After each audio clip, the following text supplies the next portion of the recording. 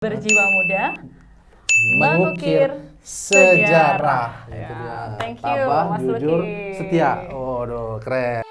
Solo maju terus, go go kota Solo, Solo jaya terus, go go let's go. Halo Sobat Kadin, kali ini ketemu di Kadin TV yang spesial. Kita akan banyak sekali insight, banyak sekali ilmu, obrolan santai tetapi berfaedah ya. Kenapa? Karena di sini kita akan menghadirkan banyak sekali narasumber-narasumber yang hebat. Tapi untuk episode perdana nih, ada sesuatu yang spesial karena saya nggak sendiri sebagai host yang nantinya saya bisa sebutnya sebagai duo narasumber karena kita akan sharing dari dua perspektif yang berbeda, dari dua sudut pandang yang berbeda.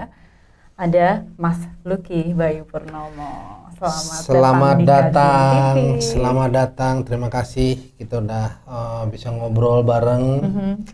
Ini ada Mbak Astrid yang kebetulan juara nih. Jadi Mbak Rektor, bayangin. Sugeng Rawuh kan? wonten Solo. Iya.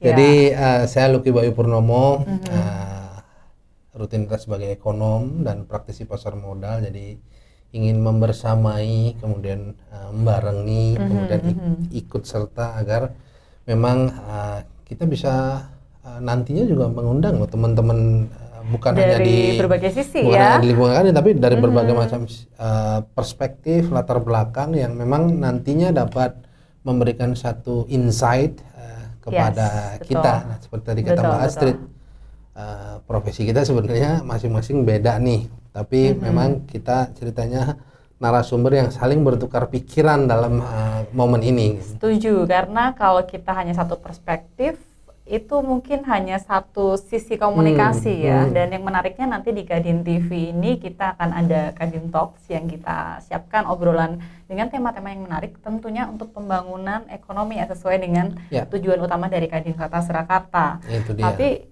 juga nggak kalah pentingnya, kita juga kan menampilkan fakta-fakta nih. Ada data-data yang kita tampilkan dalam Kadin Facts. Nanti Sobat Kadin jangan lupa subscribe ya langsung channel YouTube Kadin TV supaya nggak ketinggalan nih. Like, comment, share, and subscribe nih ada di bawah. Iya. Gitu. Oke, untuk yang pertama-tama mungkin pasti pada bertanya ya, kenapa kok kita ngobrolnya sama Mas Luki gitu ya? Kita pengen juga lebih kenal, lebih dekat. Ya. Nah, ini emang kita di masa Indonesia ini kembali menghargai ya prestasi-prestasi atau karya anak-anak muda. Ya. Makanya tema kali ini untuk episode perdana di Kadin TV adalah Jiwa Muda Mengukir Sejarah. Nih sudah Keren. banyak banget ya Mas Luki. Udah bagus ya, teman-teman udah lihat, udah kompak kan? Iya. Udah Udah klik, oke lah klik. ya. The best. Siapa aja nih yang mengukir sejarah kalau menurut Mas Luki ini? Jadi kalau dalam sisi ekonomi kita lihat pertama, dulu kita bisa bayangin ya, let's say dari menteri aja deh. Iya. Dari menteri. Dari zaman ke zaman kita pikir dulu menteri pakai ya walaupun sekarang tetap pakai budaya bangsa ya. Iya, iya. Pakai batik tetapi rambutnya mungkin ubanan. Sudah Kemudian senior udah gitu ya. senior, udah dewasa ya. Udah dewasa. Kita nggak bilang tua, kita nggak bilang tua. Karena banyak juga yang masih berjiwa muda ya. Gitu, karena masih banyak juga tua berjiwa muda. Yes, Oke, betul. jadi dari dalam sudut pandang ekonomi, faktor genetikal itu menjelaskan bahwa makin kesini ternyata terbukti bahwa jiwa muda mengukir prestasi dan sejarah. Nah, karena apa? Rasanya dulu kita mikir nggak mungkin. Mana mungkin sih jiwa muda jadi menteri? Mana mungkin jiwa muda mengukir sejarah? Ternyata banyak. sekarang terbukti jiwa muda mengukir sejarah. Ada menteri yang muda. Iya. Kemudian staf khusus juga Iya. makin muda. Iya, betul. Kemudian baru-baru ini ada menteri termuda juga gitu. Jadi ini dalam sisi ekonomi genetikal itu akhirnya apa? Mempengaruhi gelombang ya, keputusan, kebijakan. Betul. Perubahan ya. Perubahan. Shifting. Nah, itulah yang membawa akhirnya transformasi ekonomi itu jauh lebih dinamis. Kesimpulannya karena adanya jiwa muda yang masih darahnya juga muda, dalam pandangan ekonomi itu sebenarnya cukup baik. Karena apa? Dapat mempengaruhi velocity, Yes, betul. kecepatan, pengolahan, Agility, kelincahan. dia lebih agile, Iya. dia lebih agile untuk mengambil satu sikap. Nah, Setuju cuma banget. hanya saja perlu juga perlu digawangi. Jadi ini kombinasi yang namanya transformasi perlu juga adanya Iya, kombinasi. tidak hanya dengan semangat atau jiwa yang menggebu-gebu sebagai anak muda, tetapi Ya. juga harus diimbangi dengan kapasitas. Ya. Nah, tadi berbicara dari sisi ekonomi nih, Ya. karena obrolan kita menariknya dari dua sisi kan ya. Itu ini dari sisi Dari Mbak sisi Rektor. pendidikan, Ini. pendidikan, tapi sebenarnya lebih luas lagi dari skup sosial budaya. Sosial budaya sudah membuktikan bahwa Indonesia kan dijajah 350 tahun dulu Ya, namanya, ya, ya. lebih bahkan. Dan di situ sudah terbukti juga bahwa jiwa muda inilah yang mengukir sejarah, yaitu kemerdekaan Indonesia. Ya. Dengan didirikannya ada Budi Utomo, Ya. kemudian bagaimana mendorong mahasiswa senusantara untuk bersatu dan Ya. bisa menggemakan yang namanya Sumpah Pemuda Ya. tahun 1928, sehingga secara terus-menerus pemuda-pemuda inilah yang akhirnya mendorong Indonesia untuk bisa mandiri dan independen. Itu Independence Day ya, jadi hari kemerdekaannya akhirnya terukir Ya. oleh para pemuda ini. wait. gitu. Itu kalau Mbak Astrid lihat itu masalah jiwa muda mengukir sejarah, kalau cerita dari zaman penjajahan sampai sekarang itu, apakah menurut perspektifnya Mbak Astrid ya, itu kecepatan atau memang udah seharusnya atau kenapa nggak dari dulu gitu? Itu gimana tuh memaknainya? Iya, memaknai ya, karena saya sendiri pun mungkin mengalami ya. Saya sambungkan dengan pengalaman yang baru saya alami juga, di mana di dunia pendidikan mungkin saya sangat dianggap masih junior tanda kutip, karena sama seperti tadi ya istilahnya, kalau apalagi di institusi pendidikan tinggi di mana yang namanya profesor, guru besar, bahkan lama mengajar dan untuk mengabdi di sebuah institusi itu sangat dihargai dan dihormati. Lalu bagaimana dengan kami-kami yang muda nih gitu? Kan waktu itu masih dianggap kamu masih bau kencur, tanda kutip, belum punya banyak pengalaman. Tapi kan kenyataannya si institusi ini harus survive, harus bisa menyesuaikan dengan kondisi. Nah, itu pun mungkin terjadi pada saat Indonesia mau merdeka dulu. Kalau masih dalam tanda kutip belenggu ya, masih terbelenggu yang namanya jiwa-jiwa kebebasan untuk kita memiliki resource atau sumber daya yang luar biasa, khususnya di sumber daya alam. Kita juga punya Nusantara itu kan tidak hanya di Pulau Jawa ya, Mas Luki ya, dari Sabang sampai Merauke, dan mereka sudah mempunyai kesamaan visi. Itulah yang meletupkan jiwa kemudaannya untuk bisa tumbuh dan akhirnya menyesuaikan dengan kondisi yang ada itu untuk bisa merasa menjadi negara yang kuat, yaitu NKRI. Itu sama sih kondisinya sekarang. Akhirnya bukan berarti rektor muda itu lebih baik dari rektor yang lebih senior, tidak. Semua hakikatnya adalah siapa yang bisa menyesuaikan kondisi dan bisa mengejar ketertinggalan. Jadi yang lebih tepatnya rektor makin dewasa walaupun usia muda gitu. Iya, kan? betul. Itu jadi sebenarnya Mbak Astrid melihat dalam dunia atau institusi atau entitas pendidikan itu, apakah nanti sampai kepada fase yang mengkhawatirkan apabila populasi itu diisi dengan anak-anak muda, lantas let's say tentu ada yang declining atau tentu ada yang diluted ya, kalau terdilusi atau terkikis gitu. Nah itu sementara kita harus kita percaya, jangan lupakan sejarah gitu. Jangan lupakan sejarah. Nah itu nanti gimana tuh cara agar tetap sustain pandangannya Mbak Astrid? Mungkin populasinya nanti apa yang muda-muda nggak boleh terlalu banyak, atau butuh waktu atau berapa lama, itu gimana? Kalau kita mengingat kondisi saat ini, sebenarnya itu kita sudah menghadapi posisi yang disampaikan Mas Luki loh. Kayak misalnya nih, tahun depan udah tahun politik 2024. Banyak sekarang merapat ke milenial dan Gen Z itu bukan karena nggak ada alasan, karena data pemilihnya memang 60% ke anak-anak muda nih, gitu. Makanya beberapa pendekatan pun sudah mengarah ke pendekatan yang lebih muda gitu. Tapi faktanya memang kondisi yang ke depan Indonesia menuju 100 tahun, generasi emas yang kita sering gaung-gaungkan itu adalah ya di tangan mereka inilah. Yang dimana kita secara kuantiti sudah tahu bahwa ini jauh lebih besar kondisinya dibandingkan dengan generasi yang sebelumnya ya, X, Y gitu ya. Ini sudah generasi Z menuju Alpha. Nah, berarti kan kondisi ini bukan sesuatu yang bisa kita kontrol ya. Ini kan di luar kontrol, karena yang namanya populasi itu kan sudah terjadi sebuah fakta. Namun ada dua kunci sebenarnya, Mas Luki. Kalau saya dari perspektif pendidikan selama ini yang kita bangun adalah capacity dan capability. Nah, capacity ini kan tidak hanya intelektual saja. Ya. Ya, capacity itu juga emosional building. Jadi dari segi karakternya, bagaimana dia mengelola emosinya, bagaimana dia bisa tetap memiliki attitude ya atau karakter yang baik gitu ya. Pinter tapi nggak punya emotional stability ya, jadi dia akhirnya gampang terpengaruh, jadi melakukan hal-hal yang kurang baik secara moral dan lain sebagainya. Nah, kalau yang dari sisi capability tentunya kita ada istilah yang namanya upgrade skill. Ya, ada upgrade skill itu ada reskill sama upskill. Nah, nanti kan kita akan bahas nih yang defect ketenaga kerjaan juga Kadin kan sangat mensupport bagaimana skill labor, unskill labor. Yes, bagaimana tenaga kerja ini bisa semakin meningkat skillnya ataupun semakin ditambahkan dengan skill-skill baru, reskill dan upskill.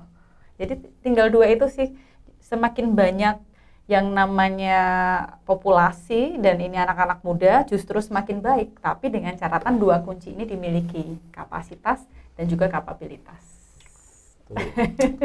Hebat. Udah pengalaman. Ini udah benar-benar scientific ya. Tapi Ada aku penasaran nih, soalnya kan kita ke depan nih ya Sobat Kadin, kita akan banyak ngajak dari narasumber yang lain dengan perspektif yang tentunya mereka sebagai praktisi dan expert di bidangnya. Ketemu Mas Lucky yang belum pada kenal pasti bertanya-tanya ya pengalamannya beliau gitu ya di Jakarta yang sudah banyak sekali, kemudian di bidang investasi. Boleh diceritakan sedikit dong supaya ada gambaran gitu sebagai ekonom selain akademisi tentunya ya. Keren. Jadi awal karir saya itu di foreign bank atau bank asing. Nah, pada waktu itu kita berkarir karena berpikir kuliah bisa sambil kerja. Ya.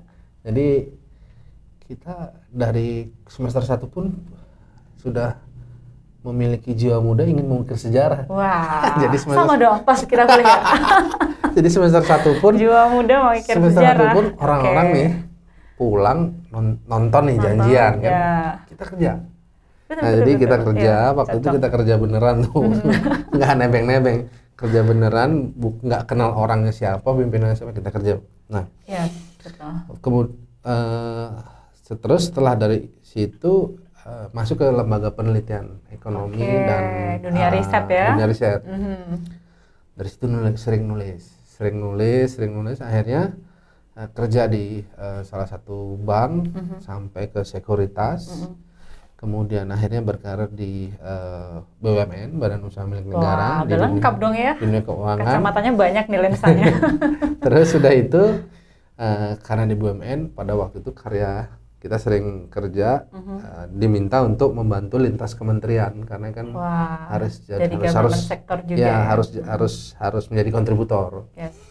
Akhirnya jadi kontributor di beberapa kementerian sampai di kantor staf Presiden Republik Indonesia untuk memberikan pandangan-pandangan ekonomi dan investasi sampai sekarang. Jadi kita membuat riset, nulis, dan yang pasti kita praktek nih kan, soalnya ada teman-teman di Kadin nih memang kita harus real asset dan paper asset gitu. Jadi harus ada real sector yang memang kita harus praktekkan. Jadi sampai sekarang ya kita tetap menekuni dunia itu, going concernnya kepada dunia pasar modal dan investasi.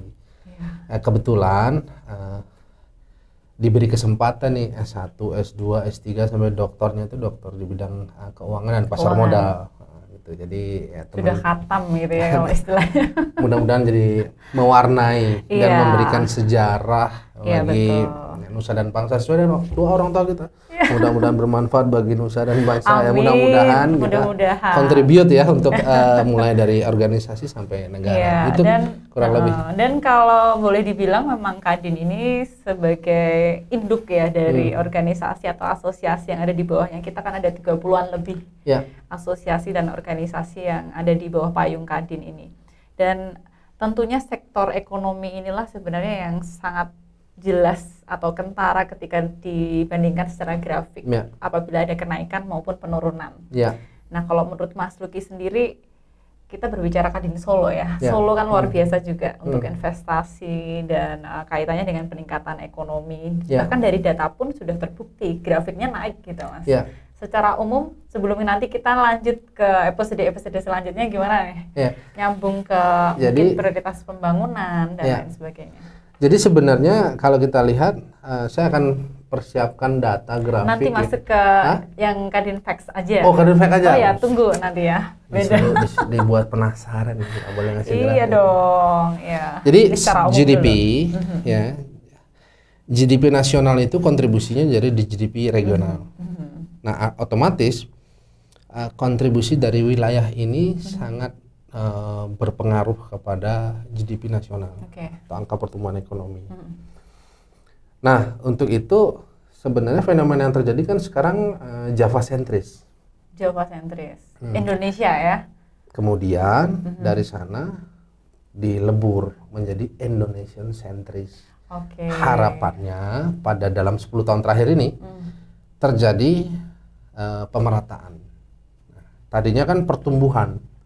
Sebab apa? Jawa sentris ya nanti Pulau Jawa yang Kebanyakan infrastruktur dan semuanya menghasilkan dibangun di kontribusi Jawa. pertumbuhan. Iya. Sementara pulau-pulau lain tuh, maka dari itu dalam 10 tahun terakhir kan banyak pembangunan yang Betul. merata, Di luar kemudian Jawa, distribusi merata. Gitu. distribusi merata, Nah, betul. Sekarang nih dari nasional kita masuk ke Surakarta, Kota Surakarta, Solo. Nah, kontribusi kemudian pipeline yang akan digiatkan atau yang sudah digiatkan itu harus attach, Ya. harus melekat kepada apa yang dihasilkan di wilayah nasional atau pipeline nasional. Sebut saja satu, mulai dari sektor misalkan. Solo bagus banget ya karena going concern-nya sudah identik. Ada pariwisata, kemudian public service, Yes. kemudian Perdagangan. interestnya kepada Ya, public interest, Public interest. ya kan, termasuk perdagangan. Iya. Nah artinya yang paling utama sudah membangun identitas, gitu. Betul itu. Saya keluarga besar orang Solo, sampai dari kecil sering bolak-balik Oke. sini. Nah kita lihat perubahan Jelas ya. misalkan dari posisi Slamet Riyadi itu Perubahannya gitu gimana, selama berapa tahun. kemudian pulang ke Solo. revitalisasinya seperti apa, kemudian hari-hari terakhir kita lihat karena ada jiwa muda yang mengukir sejarah. Yes. Contohnya lahirlah dan dikiprahkannya lah Wali kota termuda. wali gitu kota ya. termuda, diperkenalkanlah wali kota termuda dengan kiprahnya. Artinya identitas 17 program itu yang menjadi prioritas itu sebenarnya sudah menjadi satu parameter Yes, bahwa betul. telah terjadi satu perubahan alat ukur sejarah. Nah, 17 itulah nanti yang diharapkan dapat sama dengankan dengan hasil pertumbuhan ekonomi. Karena let's say kalau kita lihat revitalisasi misalkan Balikambang misalkan, Iya. kemudian kita lihat ada Solo Lokananta, Teknopark, ya. kemudian Solo Teknopark, kemudian kita bisa lihat lagi Science, Ya. ada Stadion Manahan dan sebagainya. Nah Banyak. itu sebenarnya itu kalau dilihat dalam kacamata ekonomi atau GDP regional itu pipeline yang sudah jelas Yes. untuk dapat menjadi kontribusi. Iya. Nah, yang jadi soal kan kalau sebuah wilayah itu nggak ngerancang pipeline-nya. Misalkan, oke kita dapat nih dari tambang kita dapat kipas-kipas. Terus, oh tebang pohon-pohon kita panen kipas-kipas. Itu jadi soal. Apakah dia harus hidup dalam paradigma itu atau dia akan shifting ke new paradigm? Iya, betul. Nah, ini kan kita lihat sudah ada upaya untuk membuat new paradigm atau paradigma baru.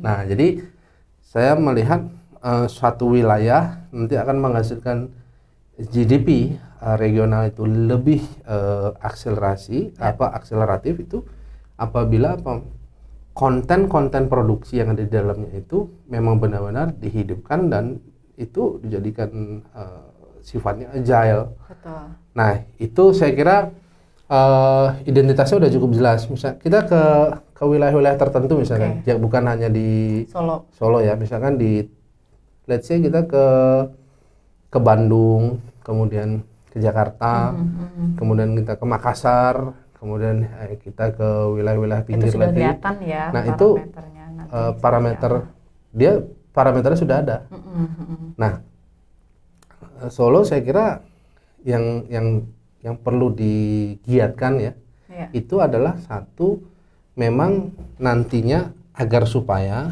timeline dari 17 program itu Iya, bisa memiliki economic scale economic atau scale. skala keekonomian Iya, yang betul, setuju.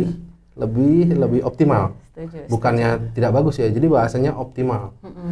Atau bukan jelek juga, harus optimal. Artinya Oke, setuju. utilisasinya termanfaatkan. Nah, itu kurang lebih pandangan saya gitu. Mantep banget nih Mas Luki nih penjelasannya ya. Tapi nanti untuk fakta datanya ditunggu ya. Nanti kita akan bikin satu konten khusus Sobat Kadin. Sengaja dibuat penasaran. Supaya bisa langsung untuk kajian gitu untuk Kadin Facts kita. Nah Mas Luki, tadi ada yang kelewatan nih. Sebenarnya tentang Kadin Solo sendiri, ini ada juga yang berjiwa muda dan mengukir sejarah. Yaitu tahun ini adalah tahun di mana banyak pengurus muda yang diketuai oleh ketumnya juga masih muda di Solo ini. Dan harapannya setelah yang kita obrolin tadi nih ya, semangat-semangat atau gerakan, bahkan mungkin gebrakan atau action yang akan dilakukan oleh Kadin Solo ini akan banyak. Karena kami juga ada di beberapa bidang. Nanti Sobat Kadin juga bisa cek ya bahwa Kadin ini sendiri kan istilahnya kamar-kamarnya juga udah banyak banget nih. Ya, Contohnya kalau saya ini di Kadin Surakarta di Komite Tetap Bidang Pendidikan, Komunikasi, dan Teknologi Informasi. Itu aja udah luas banget ya. Itu masih banyak juga kamar yang lain gitu.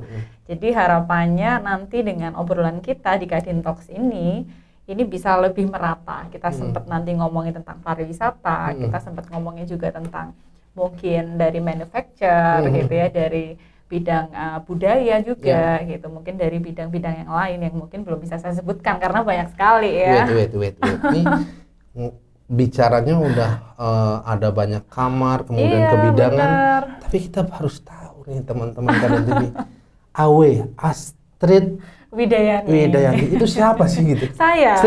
Cerita dong. Itu gimana tuh? Apa tiba-tiba Iya, jadi iya. direktur atau rutenya gimana sih? Kita pengen tahu.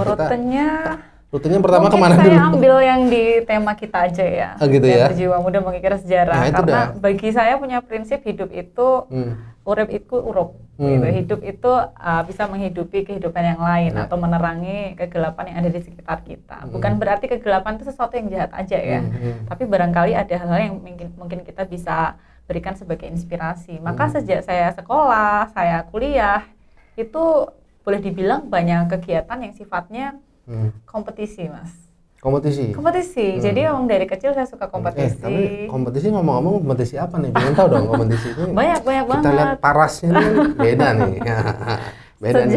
Sejak sekolah, bahkan sejak SD itu sering mewakili sekolah, kegiatan sekolah baik akademik non akademik. Tapi baru di SMA mungkin ya itu sudah mulai fokus. Oh ternyata banyak bakat saya itu di non akademik juga. Walaupun akademik saya juga jalan ya. Tetap saya istilahnya fokus ke ranking dan lain-lain itu. Non akademik apa sih contohnya? Non akademik pernah juga ikut duta wisata. Kayaknya barengan dulu ya sama Mas Luki ya. Kayaknya ya. Nanti kalau dari parasnya juga ya. Waduh. Iya, Jadi putra putri saya, Solo. Mbak Jawa Tengah dulu udah masuk ke Ini Jateng, udah tapi jadi Mbak habis Rektor sekarang. itu ya sempat pengalaman itu habis itu banyak hal yang akhirnya saya harus balik ke Solo karena saya sempat ke Semarang, sempat ke Jogja gitu. Dan bahkan ambil studinya di luar negeri, tapi karena ada bisnis keluarga, makanya tadi kalau kita bilang temanya berjiwa muda mengukir sejarah itu kan kita harus ingat ada legacy yang harus kita tinggalkan. Nah, saya kebetulan salah satu, mungkin ada juga sedikit banyak yang nonton nih Sobat Kadin yang juga harus menjaga legacy. Nah, itu saya salah satunya. Saya juga menjaga legacy dari bisnis yang sudah ditinggalkan oleh pendahulu saya atau orang tua saya, di mana harus saya jaga. Tapi saya seorang Astrid Widayanti ini juga pengen juga menorehkan legacy-legacy yang lain. Gitu. Jadi woman of a multi legacy. Gitu Seru kan. ya. Seru banget kan. Jadi perspektifnya beda kan kita berdua ngobrol kan. Iya. Jadi nggak percaya kegelapan itu ada. Ya, Justru jadi kita harus ada untuk menerangi. Nih. Jadi suatu ketika ada anak kecil nih. Iya. Masuk dan ikut duduk di bangku yang ngajar profesor. Yang ngajar profesornya bilang gini. dingin itu ada. Anak kecil bilang, Iya. dingin itu tidak ada profesor. Yang ada hanyalah kurang rasa hangat. Wah. Terus berikutnya, Sudut pandangnya ya. profesor bilang, oke, kegelapan itu ada. Anak kecil bilang, profesor, kegelapan itu tidak ada. Yang ada hanyalah kurangnya cahaya. Wah. Langsung profesor, kebodohan itu ada. Tidak ada profesor. Kebodohan itu tidak ada. Yang ada hanyalah kurangnya pengetahuan.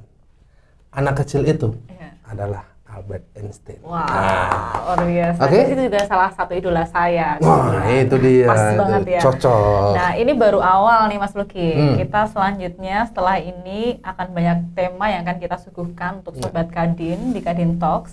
Tentunya nggak jauh-jauh dengan kota Solo karena Kadin ini sangat komitmen ya, sangat Ya. mempunyai fokus untuk bisa ikut mengembangkan perekonomian di kota Solo, khususnya untuk 17 titik prioritas pengembangan yang sudah Cakep. digagas oleh Mas Wali atau Mas Gibran ya. Cakep. Nanti setelah ini tunggu episode-episode menarik yang tentunya kita lihat banyak perspektif baik dari berbagai sektor maupun bidang yang ada di kamar-kamar Kadin yang banyak tadi. Dan jangan lupa untuk teman-teman Kadin TV komen di bawah kalau Ya, mau ada yang boleh. dibahas, nanti kita siapkan apa topiknya. Ya, Kemudian kalau menjadi narasumber dan menyampaikan sesuatu, kita feel free untuk boleh datang banget, dan ngobrol sama kita ya. mewadahi di satu momen ya, di mana ini untuk kemajuan bukan saja ekonomi tapi banyak sektor yang memang ada di dalam ruang lingkup Kadin. Ya, ya. Demikian saya Kita Lucky tutup Bayu dengan Purnomo. tema kita ya. Ya boleh. Boleh kita tutup dengan tema kita Apa temanya nih? supaya nggak Supaya? lupa berjiwa muda.